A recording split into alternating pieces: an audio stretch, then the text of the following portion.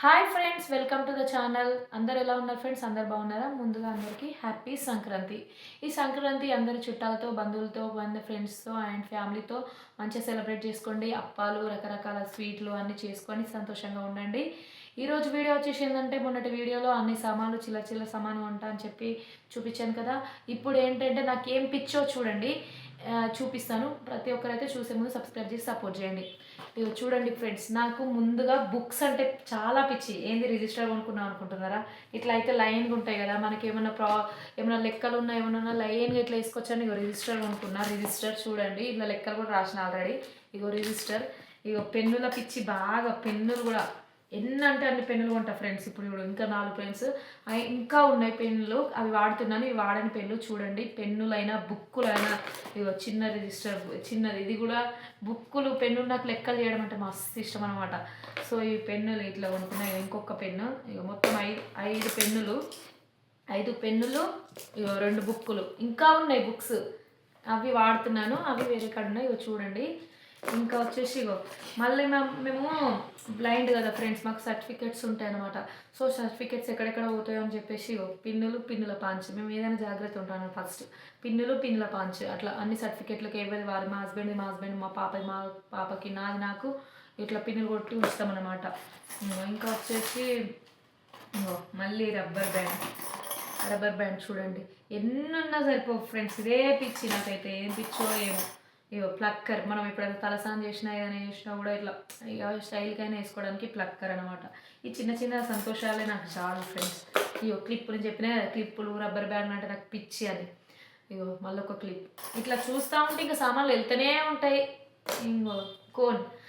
నాకు ఎక్కువ డిజైన్స్ రావు ఫ్రెండ్స్. ఎక్కువ చిన్న చందమామ పెట్టుకొని ఇట్లా చుక్కలు పెట్టుకోవడమే. ఇట్లా చేతికి మనం ఆకు మీదకి ఎట్లా పెట్టుకుంటాం అట్లా పెట్టుకోవడం ఇష్టం. నాకైనా, మా పాపకైనా. మా హస్బెండ్ కూడా పెడదామని చూస్తాను కానీ మా హస్బెండ్ వీటి మీద ఇంట్రెస్ట్ చూపెట్టాడు అనమాట.